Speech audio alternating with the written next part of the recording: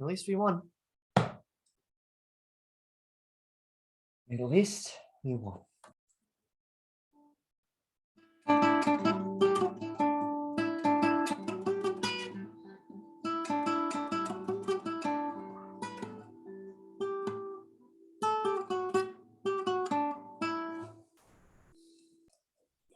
Can't see me hate nobody but you for all my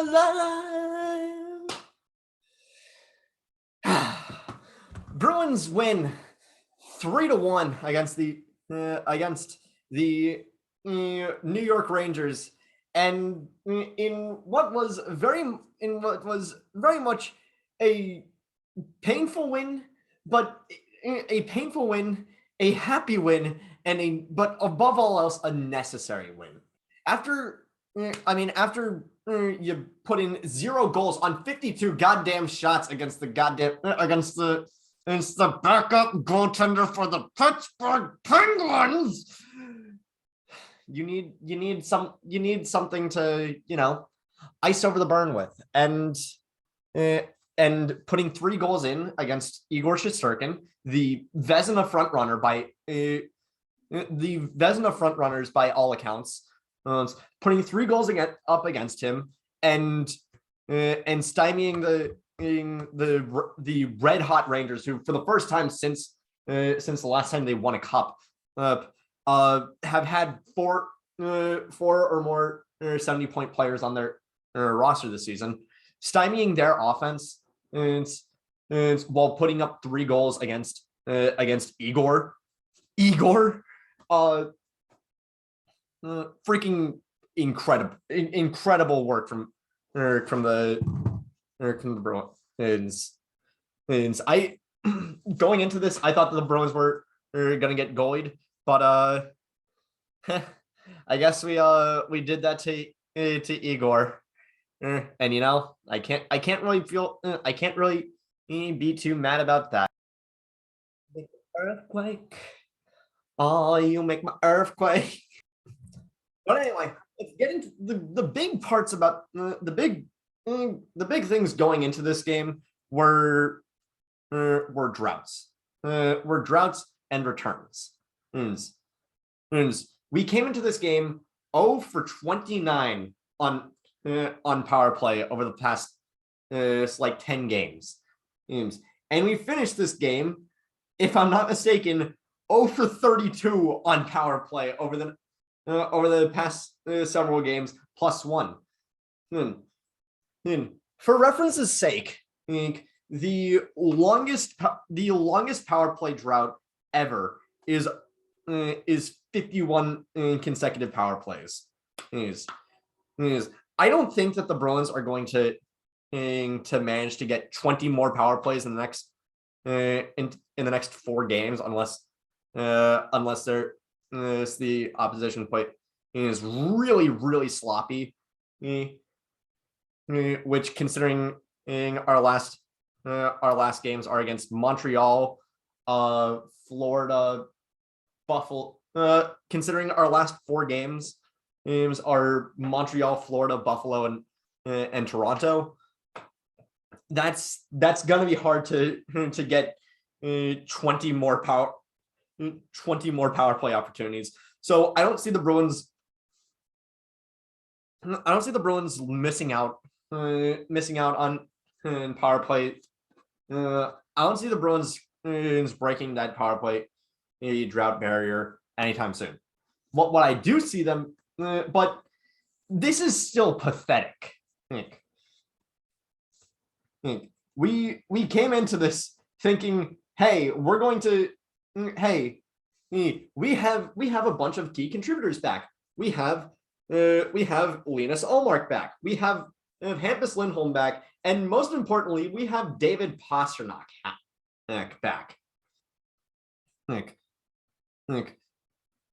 We should be able to not only have better goaltending, because as good as Swayman's been and having him on a 3-game streak it was just kind of weird. I still say that we should have tried to put in Grosnick on to put in Troy Grosnick on the in the game against Pittsburgh at least once. But I mean, can't really change the past now, can we? But we thought that Pasta being back was going to be the answer to our power play drought, and guess what? It isn't. It wasn't. But more important. But what's also important is that Brad Marchand has now gone 9 games without a goal. Well, at least going into this game. 9 consecutive games without a single goal. And that would extend to 10 games because of something that we're going to get into at the end. But puck drops, and right out of the gate, there is no slowing down. Both teams are trading in lengthy opportunities in the other team's zone. Bruins are coming out of the gate playing pretty hard. And always love to see that. Always love to see the game start with momentum. But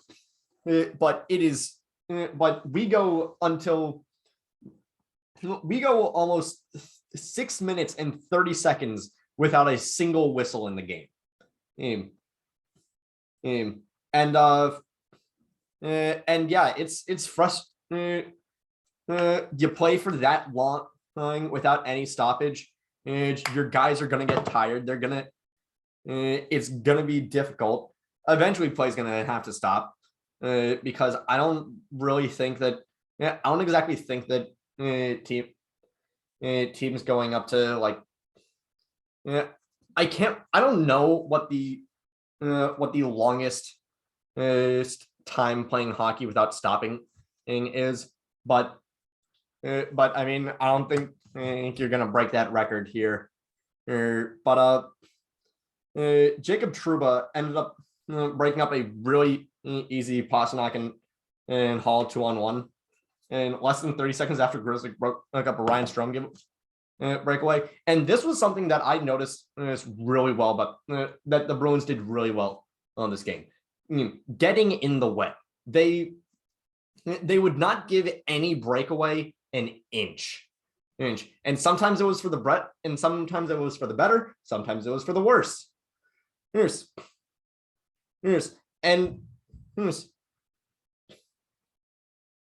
it?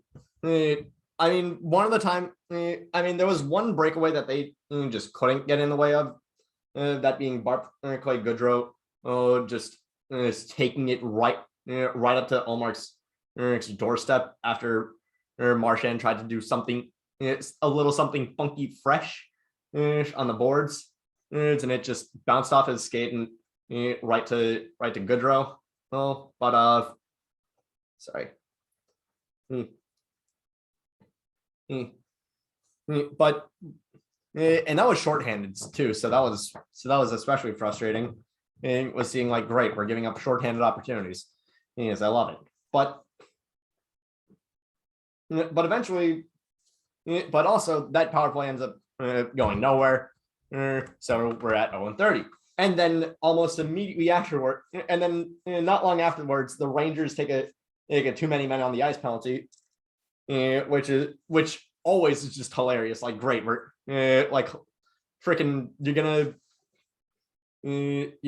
kill your momentum like that because of a bad line change. And it looked like our power play was getting a little bit better, but at the same time we couldn't break through. So, and also I have to say this, it is painful listening to not only listening to the freaking ESPN broadcast, because they just keep saying the same shit every 5 minutes. They keep bringing up the same goddamn talking points, like Bruins and Blues a few games ago, where it ended with McAvoy getting the overtime game winner, the overtime winner. They would not stop bringing up the 2019 Cup Finals. And like, great, freaking amazing. Yeah, that was 3 years ago. Can you just can it? I don't think people bring up I don't think people bring up the 2011 Cup Finals every single time the Bruins play the Canucks. I don't think they do that either for 2013 when the Bruins play the Blackhawks. Sure, sometimes it's funny to just troll one fan base or the other, but like get some material, guys. But also, oh my God, the camera angles on ESPN suck. Like you're gonna give us this high panning shot? Like no, you're gonna give us regular NESN in camera angles or nothing at all, because this is just disgusting.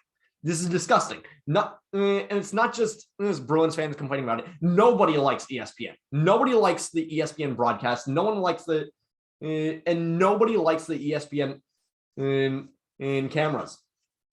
It's so jank. You never get the full. It always feels like something's being left out. Something's always amiss, and it just sucks. It just sucks. And I can't keep saying it, and I can't stop saying it. But Bruins end up fucking up the power play, so they're on 31.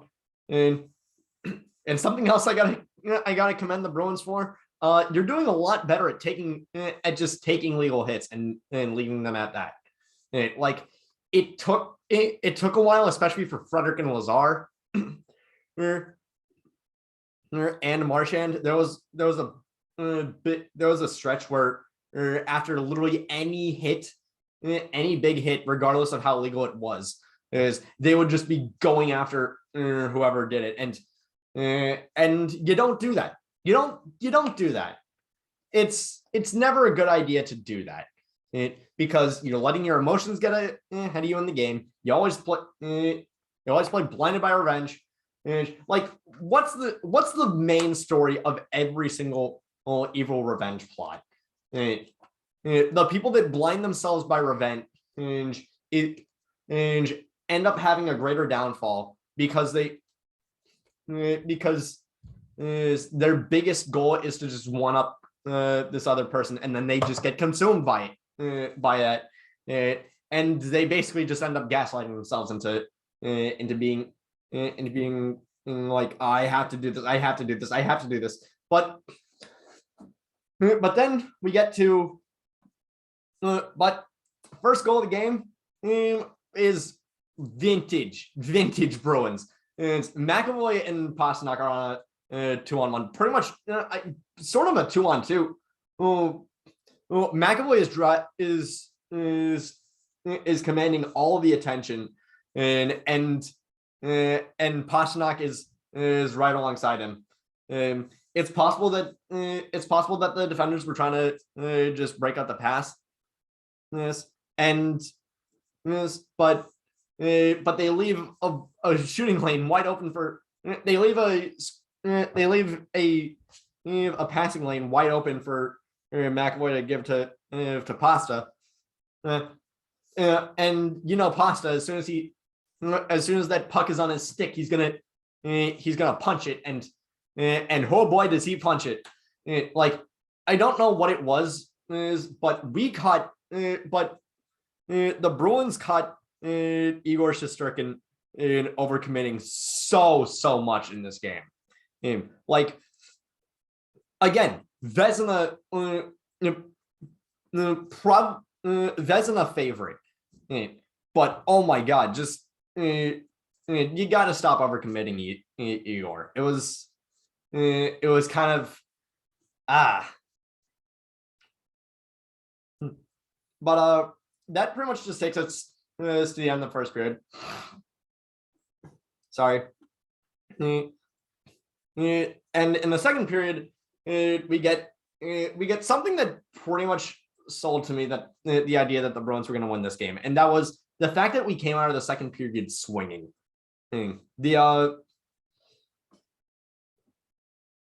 Adam Fox turns the puck over on a pass to, I think, Artemi Panarin, and give me one sec. Pasternak ends up getting the puck and passing it up to Taylor Hall, who, well, after the pass is broken up, just makes a beeline for the top of the neutral zone. He's there with about as much resistance from Lindgren as Jake Gensel had last game with against Charlie Coyle. Well, and the puck bounces off of Igor and goes in, and that ends up being Pasternak's 500th point and putting the Bruins up 2-0. And I have to again bring up just how good Ullmark is in this game. He's pretty much swimming for saves. He's throwing himself everywhere. He is working his ass off all the time. And the Bruins are making Igor work for his saves as well. Like both of these goalies were insane, and I think this was just the one time where Igor got goalied. And then we get to probably the highlight of the game, the biggest moment of the game. Charlie McAvoy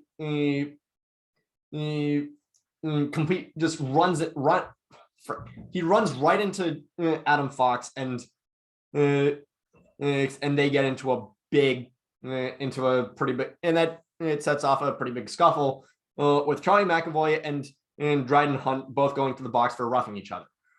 Now everybody was talking about oh my God, the two of them, they're childhood buddies. I wonder if they're gonna talk. I wonder if they're on speaking terms after this game. The answer is probably going to be yes, because they both understand that this is hockey, and it's not like they're going to be. And if they've supported each other as much as they have up to this point, it's probably a foregone conclusion that they're probably going to continue to be supportive of each other, even after they beat the shit out of each other. But the Bruins end up going on the power play again with Jacob Trouba tripping David Pastrnak. I thought that this might have turned into a penalty shot, but of course it didn't. But since this was during the 4-on-4, this turns into a 4-on-3. And hey, maybe we get a chance, and it's 0-for-32. God shit. But what is it? And after that, it felt like the Bruins just kind of stopped. A really bad pass from Hall just gets right onto Artemi Panarin's stick, leading to a 2-on-1. And Lindholm, oh my God, I love Lindholm. I've missed Lindholm so much. He gets right in between the 2-on-1, and he cutting off the passing lane in between Panarin and the other Rangers forward. And Ullmark is right there to make the save. But into the third period we go, and this was what I meant earlier when I said that sometimes the the getting in the way was to our detriment. Brendan Carlo trying so hard to stop Alexis Lafreniere, hooks him so hard that Carlo hooks him so hard that his own stick flies out of his hands, and he is sent careening into the boards, and it knocks off Ullmark a little bit. Ullmark can't exactly recover, and the puck's right on Chris Kreider's stick. Passes it to the middle to centers it to Mika Zibanejad, and he beats him right there. And after this, everybody on Twitter was like, "Oh my God, this is just vintage Carlo," and I have to agree. Again, Carlo is good as a net front defense guy, but if you are expecting him to be there to to effectively stop a breakaway, then you're insane. And because he hooked,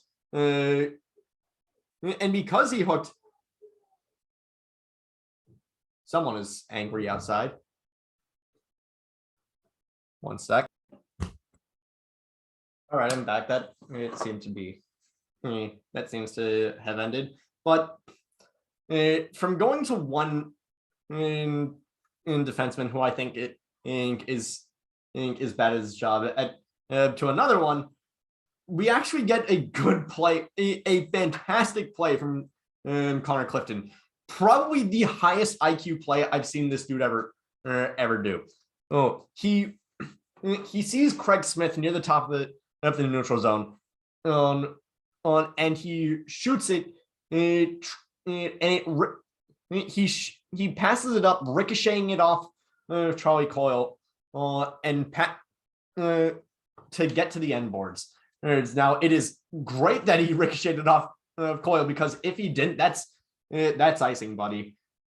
But Clifton's, but that shit goes right to the end boards, and Smith is there to take off the ricochet, and he shoots it off Igor. It bounces off him, and Freddie's there to pick it back up and just flutter it past him. He can't really recover fast enough for it. Bruins are up 3-1. And so the Rangers end up pulling Shesterkin with like 3 minutes left, and then and in like the last minute, Brad Marchand has the perfect opportunity to end his 9-game goalless streak, and he bounces off the post. You had the opportunity, dude. You had it. It was right there in the palm of your hands. You could have ended it. But goalless streaks, I mean, they suck, but at least you win. At least you won. And an icing call puts Igor back in the net. And by that time, it's way too late for anyone to do anything. And so the Bruins win. Did I like everything about this game? Absolutely not. Absolutely not. Like I said, I mean, there were definitely a few penalties that we could have just not taken. The Ullmark delay of game penalty in the second period was definitely one of them. But like it sucked. But it wasn't necessarily a bad game. It was definitely one that we needed to win, though. Like, yes, two of our last 4 games are against two of the worst teams in the league. We're going against Montreal next game, and the second part and the first half of our back-to-back to end the season is against Buffalo. Oh, sure, we're not going to be facing hardcore talent in those 2 games, but the next 2, but sandwiching that Buffalo game is a game against Florida and a game against Toronto. Oh, Florida, we're 1-1 against. And they are the hottest team in the East. And rightfully so. They are insane. In Toronto, we're 0-2 against, and they are Toronto, we're 0-2 against. Who knows? Maybe they bring back Austin Matthews for that game. We don't know. Well, but we can't not prepare for it. In a game like this, against the best goalie in the league, against one of the hottest offenses in the league, a game like this is just great for us. We've now won 3 of our last 4, again, including one against a really good Pittsburgh team. A game against St. Louis that ended a 9-game winning streak for them, and the best goalie in the entire NHL right now. Well, I'd say take the money and run, boys. And that is it for today's episode of Into the Den. Thank you all so much for watching. Click like if you like. Quick subscribe if you really like. Leave a comment down below what you thought about. Leave a comment down below what you thought about this game, and if you think that either of these Bruins goalies are going to be Vezina candidates at any time in their careers here. And down below and in the description is my TikTok, the GoFundMe for Jake Tebow's recovery, and the GoFundMe to help the parents of a trans kid to get out of Texas. Yes. Thank you all so much for watching, and I'll see you next time. Take care.